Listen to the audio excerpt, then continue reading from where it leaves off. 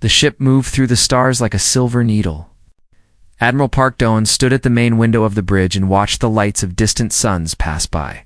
His hands were folded behind his back, and his face showed no emotion. But inside his chest, his heart was beating fast. Today was the day that would change everything for Earth. Behind him, Dr. Kim Yuna checked her translation device one more time. She had spent 15 years learning alien languages from the signals Earth had captured from space. Now she would finally use that knowledge. Her fingers trembled slightly as she adjusted the small machine attached to her collar. "Admiral," she said quietly, "we are approaching Valoria." Park Doan nodded but did not turn around. Through the window, he could see it now, Valoria, the capital world of the Galactic Council. It was a planet covered in white and gold buildings that rose like mountains into the purple sky. Thousands of ships moved around it like insects around a bright lamp. The communication screen flickered to life. A face appeared. It was not human. The creature had silver skin, large black eyes, and no nose. Its mouth was a thin line that did not move when it spoke. "Human vessel," the voice said coldly. "You will follow the path we send to you. Do not leave this path. Any violation will result in immediate destruction." "Understood," Admiral Park Doan replied calmly. "We come in peace." The alien did not respond. The screen went dark. General Lee Taeon walked up beside the admiral. He was a large man with gray hair and scars on his face from old battles. He had fought in 3 wars on Earth and trusted no one easily. "I do not like this," he said in a low voice. "They treat us like criminals before we even speak." "They are afraid," Kim Yuna said, joining them. "Their records say humans are violent and unpredictable. They have watched our wars from far away for centuries."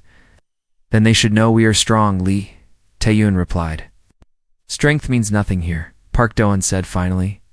"Today, we must be humble. Earth's future depends on what happens in the next few hours." The ship landed on a platform made of smooth black stone. When the doors opened, Admiral Park Doan led his small group down the ramp. The air smelled strange, like flowers mixed with metal. Alien guards stood on both sides, holding weapons that hummed with energy. They were taken through long hallways filled with statues of alien heroes. Kim Yuna looked at each one, studying the different species. Some had wings, some had many arms. Some looked like living shadows. The galaxy was far more diverse than humans had ever imagined. Finally, they reached the great chamber of the council. It was a massive room shaped like a half circle. 12 platforms floated in the air, each one holding representatives from a different species. In the center, on the highest platform, sat the Valori High Chancellor. His silver skin glowed under the lights, and his black eyes looked down at the humans like they were insects. "You may speak," the High Chancellor said. His voice echoed through the chamber. Admiral Park Doan stepped forward. He took a deep breath and began. "Honored members of the Galactic Council," he said, "I am Park Doan, representative of Earth and all humanity. We come before you today to ask for membership in your great union. We wish to trade, to learn, and to contribute to the peace and progress of the galaxy." He paused and looked around at the alien faces. Most showed no expression. Some whispered to each other in languages Kim Yuna could not understand. "Humanity has made mistakes," Park Doan continued. "We have fought wars among ourselves. We have damaged our own planet. But we have also built great things. We have created art and music that touches the soul. We have cured diseases and reached for the stars. We are ready to join the galactic community." Silence filled the chamber. Then, one of the platforms moved forward. On it stood a creature that looked like a giant lizard covered in red scales. This was the Keth ambassador. "Humans are dangerous," the Keth said in a deep voice. "Your history is written in blood. You killed millions of your own kind in wars over land, religion, and power. Why should we trust you?" Another platform moved. This one held the Tarani ambassador, a bird-like creature with bright blue feathers. "Their planet is dying from their own pollution," the Tarani said. "They cannot even take care of their own home. How can they be responsible members of the council?" One by one, the species spoke against Earth. They listed every war, every crime, every failure in human history. Kim Yuna listened, with tears forming in her eyes. She wanted to shout at them, to tell them that humans had also shown love, kindness, and sacrifice. But she could not speak. Only the Admiral had permission. Park Do-won stood straight and tall through all of it. He did not argue. He did not defend. He simply listened. When the accusations finally stopped, the High Chancellor raised his hand. "The Council will now vote," he announced. "All in favor of accepting humanity into the Galactic Council?" No platform moved. Not one. All opposed? Every platform lit up with a red light. The High Chancellor looked down at the humans with something that might have been satisfaction. "The vote is unanimous," he said. "Earth is rejected. Furthermore, the Council has decided that humanity is too dangerous to be allowed beyond their own star system. A blockade will be placed around your solar system. Any attempt to leave will be considered an act of war." Admiral Park Do-won felt like someone had stabbed him in the heart, but his face remained calm. "Is there nothing we can do to change your decision?" he asked. "No," the High Chancellor replied. "Return to your planet. Stay there. Perhaps in 1,000 years your species will have matured enough to try again." The guards moved forward to escort the humans out. As Kim Yuna turned to leave, she noticed something. On one of the lower platforms, a small reptilian creature was looking at her. Unlike the others, this creature's eyes were not filled with hate or fear. They were filled with something else: sadness, sympathy, maybe even hope. She memorized that face before the doors closed behind her. The journey back to Earth was silent. No one spoke. What was there to say? They had traveled across the stars with dreams of a better future, and they had been thrown away like garbage. General Lee Tae-yoon broke the silence first. "They made a mistake," he said, his voice hard as stone. "They think we will just accept this. They think we will sit in our little corner of the galaxy and wait for permission to exist." Admiral Park Do-won looked at him. "What are you suggesting?" "I am suggesting that Earth does not beg. Earth does not surrender. If they want to push us down, then one day we will push back." Kim Yuna thought of the reptilian creature with the sad eyes. "I cannot do it alone," she said softly. "But I do not think we have to." Park Do-won looked out at the stars. Somewhere out there, behind the Council's power and arrogance, there were others who had been pushed down too. Others who were waiting for someone to stand up first. "Then we prepare," he said quietly. "We wait, we find friends. And when the time is right, we remind the galaxy that humanity does not stay down for long." The ship flew on toward Earth, carrying with it not defeat, but the first spark of something much more powerful: defiance. 5 years passed since the rejection. Earth had changed. On the surface, cities still functioned normally. People went to work, children went to school, and life continued. But underneath, in secret facilities buried deep in mountains and oceans, humanity was preparing for something big. Director Jung Hoon-hwa walked through one of these hidden facilities. He was a thin man with sharp eyes that missed nothing. For 5 years, he had led Earth's Secret Operations Division. His job was simple, but dangerous. Find a way to break the Council's hold on humanity. He stopped in front of a large window that looked down into a massive underground hangar. Below, workers moved around a ship unlike anything Earth had built before. It was black, smooth, and completely invisible to Council sensors. "Beautiful, is it not?" a voice said behind him. Jung Hoon-woo turned to see engineer Beek Hannah approaching. She was young, barely 30 years old, but she was already the most brilliant weapons designer on Earth. Her hair was messy, and she had dark circles under her eyes from working without sleep. "Does it work?" Zhang Hoon-woo asked. Beek Hannah smiled proudly. 3 years ago, a Council probe crashed in the Pacific Ocean. Everyone thought it was destroyed, but my team recovered pieces of it. We studied their technology, learned how it worked, and then made it better. This ship can fly past any Council sensor without being detected. Gu Jung Hoon-woo said, "We will need it soon. I received a message last night from outside our solar system." Beek Hannah's eyes widened. "That is impossible. The blockade stops all signals, Not this one. It came through on a frequency the Council does not use anymore. A dead channel. Someone out there knows we are trapped and they want to talk. In another part of the facility, Captain Choi Sun-woo was running final checks on his flight suit. He was 28 years old, with a reputation for being reckless. His commanders always said he flew like he did not care if he lived or died. But the truth was different. Sun-woo cared deeply. He just refused to let fear control him. "Captain," a voice called through his earpiece. "Report to Hangar 7. You have a mission." 30 minutes later, Sun-woo found himself in a briefing room with Director Jang Hyun-woo, Engineer Beek Hana, and a familiar face he had only seen in news reports, Dr. Kim Yuna. "This mission is classified at the highest level," Director Jang Hyun-woo began. "5 days ago, we received a transmission from a species called the Draven. They were conquered by the Council 400 years ago. Their people are treated as slaves and second-class citizens across the galaxy. But they have never stopped hoping for freedom." He pressed a button, and a hologram appeared showing a reptilian creature with green scales and golden eyes. "This is Elder Corvin, leader of the Draven Resistance. He is asked to meet with us in person.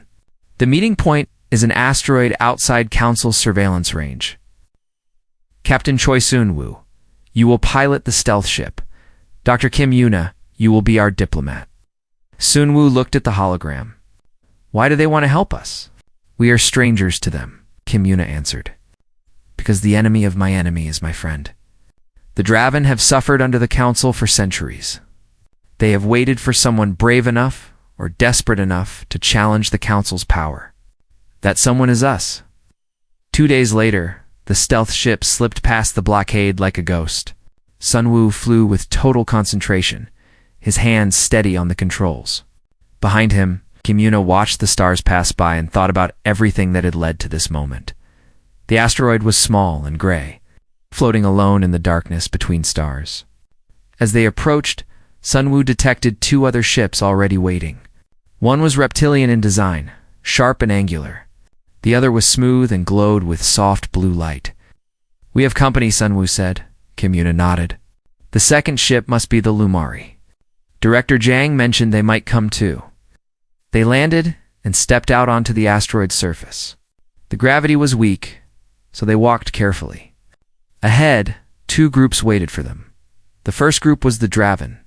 They were tall and covered in scales that shifted color slightly as they moved. Elder Corvin stepped forward. His golden eyes studied Kim Yuna with great interest. "You are the one from the Council chamber," he said in a rough voice. "I remember your face. You did not look defeated like the others. You looked angry." Kim Yuna bowed her head slightly. "I remember you too. You were the only one who showed us kindness that day." Elder Corvin made a sound that might have been a laugh. "Kindness gets you killed in Council space, but so does cowardice. I decided long ago that if I must die, I will die fighting." The second group stepped forward. They were the Lumari beings made of what looked like living water. Their bodies glowed blue from the inside, and their movements were graceful like dancers. "I am High Speaker Thesa," their leader said. Her voice sounded like music. "The Lumari were once a proud people. We lived on a world of endless oceans. Then the Council came. They took our resources, poisoned our waters, and left us to serve them. We have watched humanity from afar. You are young and full of fire. Perhaps that fire is what the galaxy needs." Kim Yuna felt emotion rising in her chest. "We did not expect to find allies. The Council told us we were alone." "The Council lies," Elder Corvin said simply. "They keep the weak divided so they can rule without challenge. Dozens of species live under their boot, too afraid to speak. But fear can become anger, and anger can become action.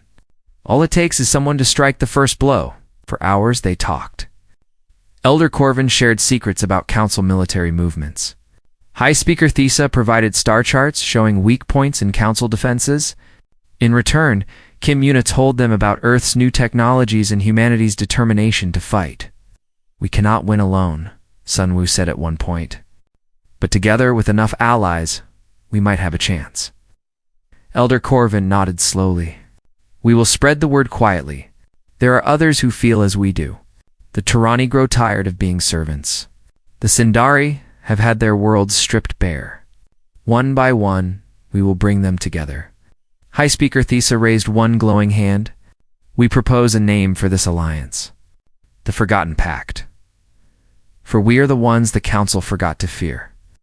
Before they left, Beak Hana's message arrived through secure channels. She had finished developing something new. Adaptive shields that could counter Council weapons.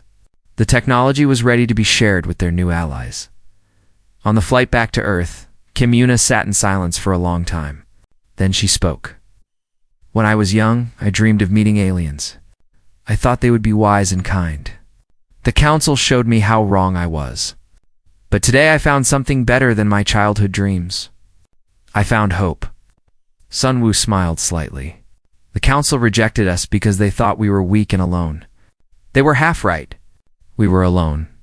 But we are not anymore. A stealth ship flew back toward Earth, carrying news that would change everything. The Forgotten Pact had been born. And somewhere in the darkness of space, the first sparks of rebellion were beginning to glow. Director Jung Hoonhwa received the report with a rare smile. He looked at the wall of his office, where a map of the galaxy hung. For 5 years, that map had represented a prison. Now it represented something else. A battlefield. Prepare Phase 2, he ordered his staff. The real work begins now. Deep in hidden shipyards across the solar system, hammers began to fall, engines began to hum, and weapons began to take shape. Humanity was no longer waiting. Humanity was building an army. 3 more years passed. The Forgotten Pact grew in secret like roots spreading underground. 7 species had joined the alliance, each bringing their own strength. Hidden shipyards built a combined fleet. Secret training camps prepared soldiers. And across the galaxy, whispers of rebellion spread from planet to planet. Commander Shin Young-ji stood before a holographic map of Council space. She was 42 years old, with a mind that could see patterns others missed. Before the rejection, she had been a war strategist for Earth's defense forces. Now, she was something more. She was the architect of revolution. The Council thinks we are weak and scattered, she said to the assembled leaders. Her voice was calm, but filled with iron. They believe they can crush us one by one. We will show them how wrong they are. She touched the map, and 7 points lit up in red. These are Council outposts on the edge of their territory. Each one guards a conquered world. Each one has a small garrison that expects no trouble. We will hit all 7 at the same time. Elder Corvin leaned forward. Simultaneous attacks?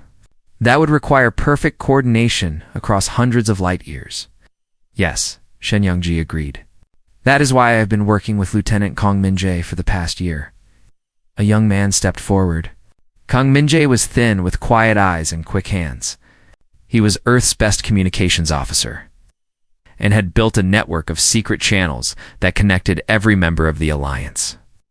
We have developed a new communication system, Min-jae explained. It uses quantum entanglement to send messages instantly across any distance. The Council cannot detect it or intercept it. When Commander Shin gives the order, every fleet will receive it at the exact same moment. High Speaker Thesa of the Lumari made a sound of approval. Impressive. Humans continue to surprise us. Admiral Park Do-won, who had spent the past 8 years preparing for this moment, spoke for the first time. What is our first target? Shin Yeonji pointed to a planet near the edge of the map. Draven Prime, the homeworld of Elder Corvin's people. It has been occupied by the Council for 400 years. We will liberate it first. This will send a message to every conquered species in the galaxy. Freedom is possible. The plan was called Operation Breaking Dawn. 300 ships from 7 species gathered in the darkness between stars. Choi Sunwoo, now promoted to fleet commander, led the assault fleet. Pilot Yoon Jisoo, the best fighter pilot humanity had ever produced, commanded the attack wing. Yoon Jisoo was 25 years old with sharp reflexes and sharper instincts. She had trained hundreds of allied pilots in human combat techniques. Her pilots called her Storm because where she flew, destruction followed. The fleet emerged from hyperspace. Above Draven Prime, the Council garrison was taken completely by surprise. They had expected no resistance, no challenge, no fight. They were wrong. All wings engage. Yuan Jisoo commanded. Her fighters screamed toward the enemy ships. Behind her, 200 pilots followed. They moved not as separate units, but as one single force, each pilot knowing exactly where the others would be. The Council ships tried to organize a defense, but it was too late. Beak Hannah's adaptive shields absorbed their weapons' fire and sent it back as energy for the Allied guns. One by one, the Council ships exploded into balls of fire. On the surface of Draven Prime, transports landed and soldiers poured out. Elder Corvin led his people in the ground assault. For centuries, the Draven had dreamed of this day. Now it was here. The battle lasted 6 hours. When it was over, the Council flag was torn down and burned. In its place, the banner of the free worlds rose into the sky. Elder Corvin stood in the capital city of his ancestors. Tears ran down his scaled face. Around him, Draven, who had been born into slavery, fell to their knees and wept. "We are free," he said, his voice breaking. "After all these generations, we are finally free." News of the victory spread through the galaxy like wildfire. The Council tried to suppress it, but they could not stop whispers. On 100 worlds, oppressed peoples heard the story of Draven Prime, and they began to hope. The Council was angry. The Valerie High Chancellor called an emergency meeting. "This is nothing," he declared to the other Council members. "A minor rebellion. We will crush it like we have crushed all others." He ordered a punitive fleet to attack Earth directly. If the source of the rebellion was destroyed, the others would lose their courage. But the Council had made a mistake. They still thought of humans as the weak species they had rejected 8 years ago. They did not know how much had changed. The punitive fleet was massive. 500 warships, commanded by the Keth Admiral Voreth, the most feared military leader in Council space. "Humans will learn their place," Admiral Voreth announced as his fleet approached the solar system. "We will burn their cities and salt their fields. When we are done, they will beg for the mercy we will not give." Admiral Park Doan received the warning from Lumari intelligence. He gathered his officers in the command center of Earth's orbital defense station. "They are coming with everything they have," he said. "They expect us to cower and hide. Instead, we will meet them head-on." Lieutenant Kong Min-jae looked worried. "Sir, they outnumber us 2-1. Park Doan smiled slightly. "Numbers are not everything. Commander Shin, what is our strategy?" Shin Yong-ji stepped forward. "We will use the asteroid belt as cover. Draw them in, split their forces, and destroy them piece by piece. Engineer Beak Hannah has prepared something special for their flagship." Beak Hannah held up a small device. "A gravity mine. One of these can collapse a ship's hull from the inside. I have built 50 of them." The battle began at the edge of the solar system. The Council fleet came in formation, expecting easy victory. Instead, they flew into a trap. Earth ships emerged from the asteroid belt and struck at the enemy flanks. The Council formation broke apart as commanders tried to respond to attacks from multiple directions.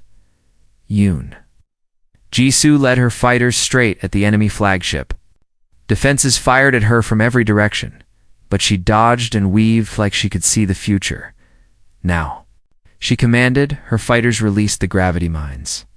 They attached to the flagship's hull and activated. Admiral Varoth had 3 seconds to understand what was happening before his ship, crumpled like paper in a giant's fist.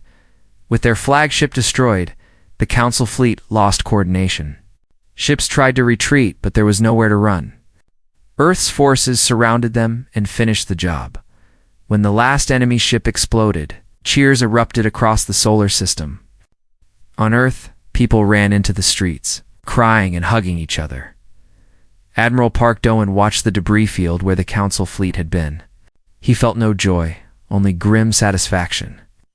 "The galaxy is watching," Kim Yuna said beside him. "Every species is asking the same question. If humans can defeat the Council, why can't we?" Park Doan nodded slowly. "Then we must give them an answer. We cannot stop now. We must push forward until every chain is broken. The Forgotten Pact held a council of war. More species had requested to join. The Tarani, the bird people who had spoken against Earth at the council hearing, now asked for forgiveness and alliance. The Sindari crystalline beings, whose worlds had been stripped of resources, offered their engineering skills. "We are no longer the Forgotten Pact, Ambassador Kim Yuna announced. We are the Free Worlds Coalition. And our goal is not just survival. Our goal is freedom for every being under council rule." Commander Shin Yunji updated her map. The 7 red points had become 17, then 30, then 50. The war for the galaxy had truly begun, and humanity, once rejected and alone, now stood at the front of an army of liberation. But they all knew the hardest battles were still ahead. The council would not fall easily. And before the end, many would pay the ultimate price for freedom. The war spread across the galaxy like fire through dry grass. The Free Worlds Coalition, led by humanity and their allies, had grown into a force that the council could no longer ignore. 1/4 of council space now flew the banner of freedom, supreme. May Commander Park Do-won stood in his flagship's command center, studying reports from a dozen battlefronts. 10 years had passed since the rejection at Valoria. His hair was gray now, and deep lines marked his face. But his eyes still burned with the same fire that had kept him going through all the dark years. "Supreme Commander Lieutenant Kong Min-jae called out. Ambassador Kim Yuna requests a secure channel." Park Do-won nodded and took the communication in his private office. Kim Yuna's face appeared on the screen. She was on a diplomatic mission to the Tarani homeworld, trying to strengthen the alliance. "Do-won," she said, "the Tarani have agreed to commit their entire fleet. That gives us another 300 ships for Operation Daybreak." Park Do-won allowed himself a small smile. "Good work. How did you convince them?" "I reminded them of something they had forgotten. Before the council came, the Tarani were explorers and dreamers. The council turned them into servants and soldiers for wars that were not their own. I asked them what they wanted to be again. And they want to fly free. They are tired of cages." Operation Daybreak was the biggest military action in galactic history. 3 fleets would strike at the heart of council territory simultaneously. Fleet Admiral Choi Soon-hwa would lead the main assault on the Nexer system, home of the council's largest shipyard. General Shin Yonji would coordinate all movements from the mobile command ship. And the 3rd Fleet, led by Draven and Lumari forces, would cut off council reinforcements. The day before the operation began, Fleet Admiral Choi Sun-woo visited his pilots in the hangar. He walked among them, shaking hands and sharing words of encouragement. He stopped in front of Yoon Jisoo, who was checking her fighter's systems. "Storm," he said, using her pilot name. "Ready for the big one?" Jisoo looked up and grinned. "I was born ready, sir. The question is, are the Keth ready for us?" Sun-woo laughed. "Probably not. Nobody ever is." He grew serious. "Listen, Jisoo. Whatever happens tomorrow, I want you to know that you are the best pilot I have ever seen. It has been an honor flying with you." Jisoo felt something cold touch her heart. "Sir? That sounds like a goodbye." Sun-woo just smiled and walked away. The fleets jumped into the Nexer system at exactly the same moment. The council forces were waiting for them. Intelligence had warned that the enemy knew something was coming. But they did not know everything. The Battle of Nexer Prime was chaos and fire. Thousands of ships filled the space around the massive shipyard. Weapons fire lit up the darkness like lightning in a storm. Ships exploded in brilliant flashes that lasted only seconds before the cold emptiness swallowed them. Fleet Admiral Choi Sun-woo commanded from his flagship. The rising dawn, he directed his forces with calm precision, finding weaknesses in the enemy formation and exploiting them. 3rd Wing, push through Sector 7. 2nd Wing, cover their flanks. Fighter squadrons engage enemy bombers before they reach our capital ships. The Keth were the Council's strongest warriors. Their ships were larger and more heavily armed than anything the Coalition had. And their commander was Grand Admiral Kesoth, a military genius who had never lost a battle. Kesoth's flagship, the Eternal Dominion, was a monster of metal and fire. It cut through coalition ships like a blade through water. Wherever it went, death followed. Sun Wu watched as the Eternal Dominion destroyed 3 of his cruisers in quick succession. He made a decision. All ships, focus fire on the enemy flagship. I will draw its attention. Kong Minja's voice came through the communication channel. Sir, that is suicide. Maybe, Sun Wu replied. But if we do not stop that ship, we lose this battle. And if we lose this battle, we lose the war. The rising dawn accelerated toward the Eternal Dominion. Its guns blazed, hammering at the Keth flagship's shields. Grand Admiral Kesseth responded with overwhelming firepower. The rising dawn shook as explosions tore through its hull. Sun Wu ordered all non-essential crew to the escape pods. Then he pointed his dying ship directly at the enemy's bridge. For Earth, he whispered. For freedom. The rising dawn struck the Eternal Dominion at full speed. Both ships exploded in a ball of fire that could be seen across the entire battlefield. Grand Admiral Kesseth died instantly. The Keth fleet lost coordination without their leader. Yunjisu saw the explosion from her cockpit. Tears streamed down her face, but her hands remained steady on the controls. All fighters, she said, her voice hard as steel, finish them. For Fleet Admiral Choi, for everyone we have lost, show them what humans are made of. The coalition forces surged forward. Without their commander, the Keth fleet crumbled. By the end of the day, the Nexer shipyard was in coalition hands. But victory came at a terrible cost. Sun Wu was gone. Thousands of soldiers had died. And the war was not over yet. Meanwhile, Ambassador Kim Yuna was conducting a different kind of battle. She met in secret with representatives of the Sindari and convinced them to fully join the coalition. Then she received word that 2 more council species, the Turani and a race called the Veth, wanted to discuss changing sides. The council was fracturing. Species that had followed the Velour out of fear now saw that the council could be defeated. Old resentments bubbled to the surface. The Velouri High Chancellor's alliance was falling apart, desperate. The High Chancellor ordered the activation of the Extinction Protocol. It was the Council's most terrible weapon. Planet-killing bombs that could wipe out all life on a world in seconds. We will destroy Earth, the High Chancellor announced to his remaining allies. We will destroy Draven Prime Lumari and every world that supports this rebellion. Without their homes, the coalition will collapse. The bombs were launched toward the target worlds. The coalition had only days to stop them. High Speaker Thiza of the Lumari is the one who discovered the location of the bomb facility. Her intelligence network spread across the galaxy. Had found a small moon where the weapons were stored and controlled. The bombs can be deactivated from there, Thiza explained to the coalition commanders. But the moon is heavily defended.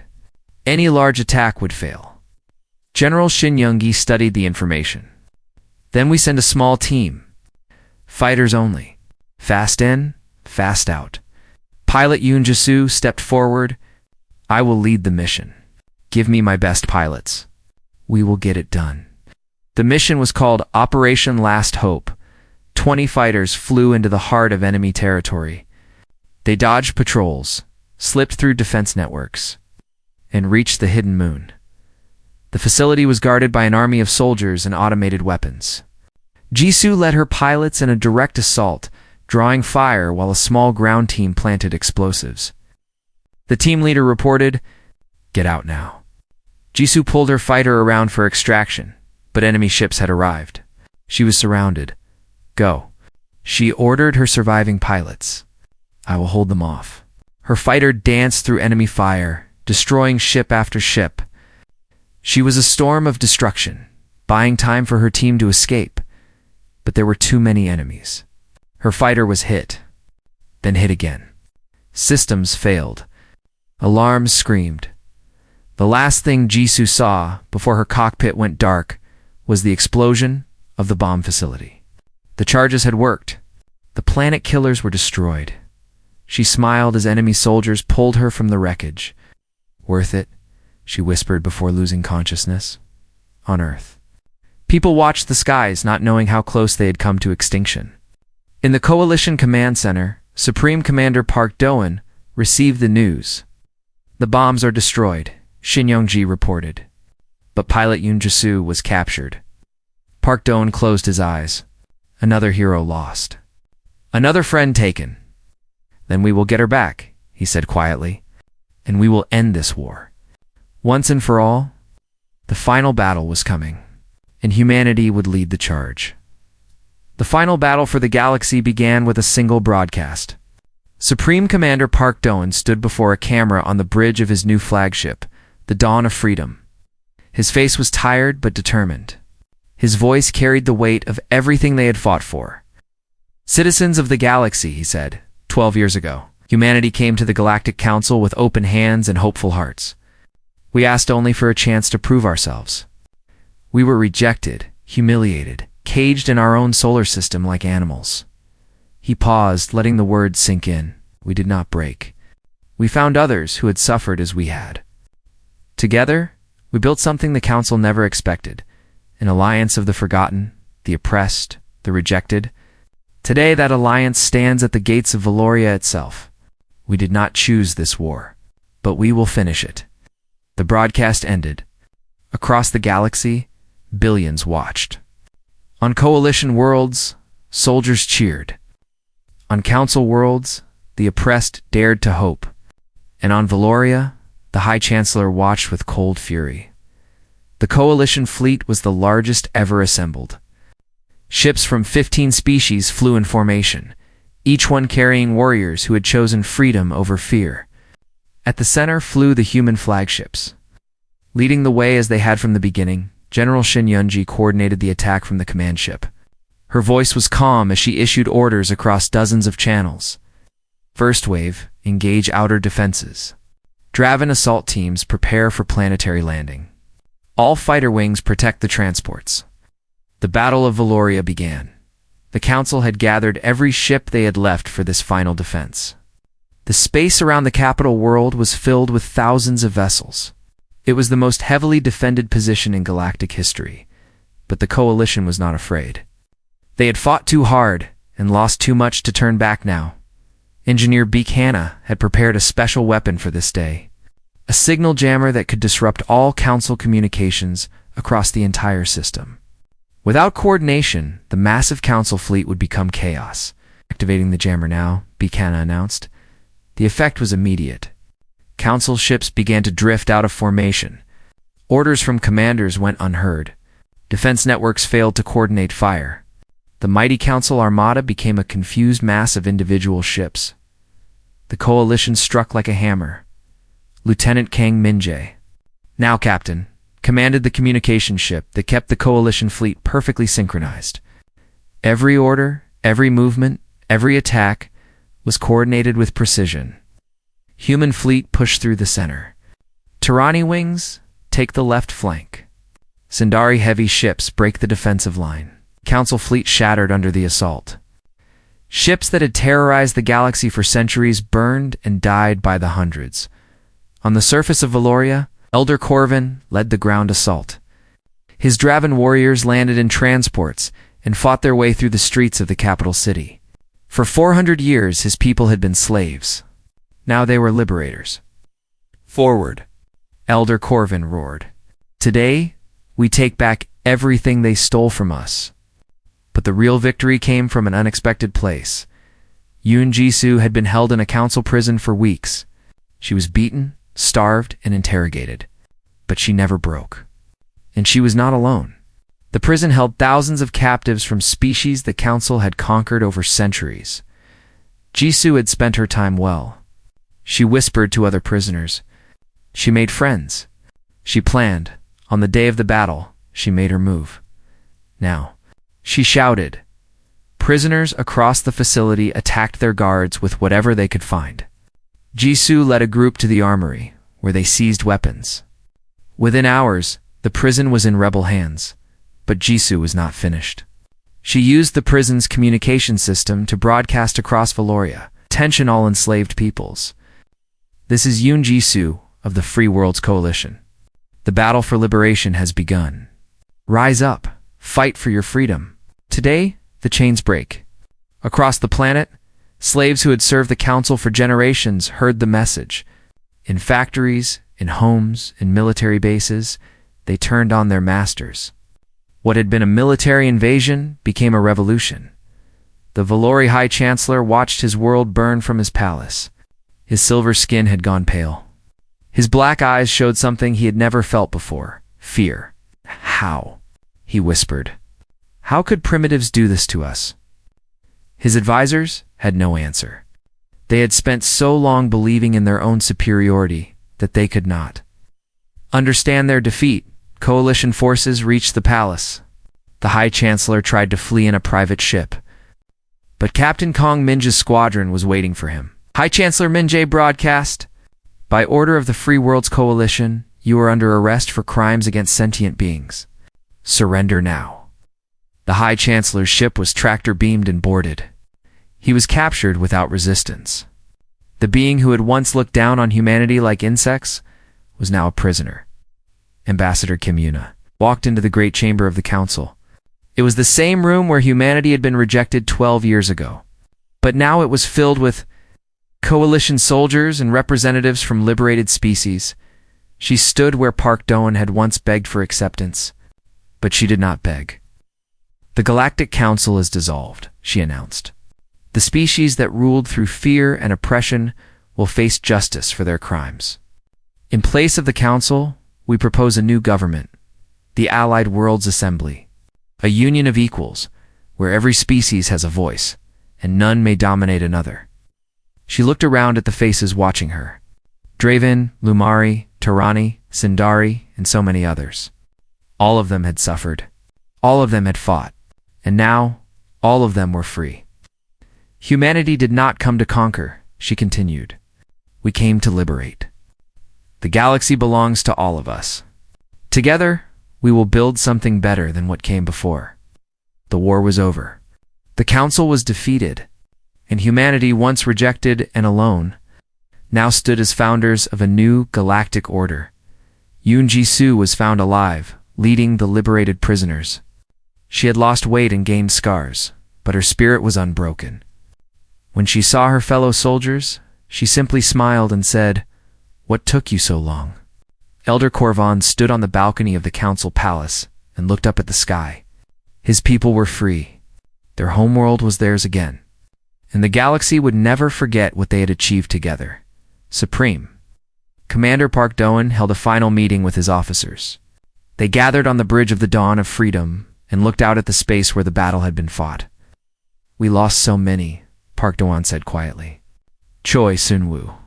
Thousands of soldiers, friends and family who will never come home, turned to face them. But their sacrifice was not in vain. The galaxy is free because they fought. They died so that others could live without fear. We must never forget them. Kim Yuna stepped forward. "What will you do now, Doan?" "The war is over." Park Doan was silent for a long moment. Then he smiled, the first real smile anyone had seen from him in years. "I think I will go home. I want to see Earth again. I want to walk under blue skies and feel rain on my face.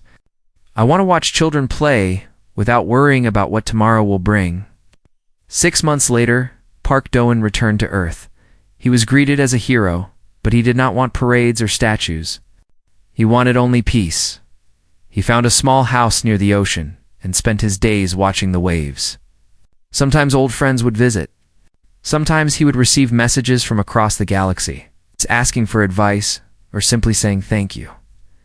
One evening, Kim Yuna came to see him. They sat on his porch and watched the sunset. "The Allied Worlds Assembly is doing well," she said. "Species that were enemies for centuries are now working together. Trade routes are opening. Children are being born into freedom for the first time in generations." Park Doan nodded slowly. "Good. That is good." Kim Yuna looked at him. "You know, the council made a terrible mistake when they rejected us. They thought they were protecting themselves from a threat. Instead, they created the very thing they feared." Park Doan smiled. "They did not understand something about humans. When you push us down, we do not stay down. We get back up. And we bring friends." Above them, the stars began to appear in the darkening sky. Somewhere out there, ships from dozens of species flew peaceful routes between worlds that had once been prisons. Somewhere out there, children who had never known freedom were learning what it meant to hope. And somewhere in the vastness of space, the memory of all those who had fought and died lived on in the new galaxy they had helped create. The Council had rejected Earth, but humanity struck back with allies. And together, they changed everything. The end.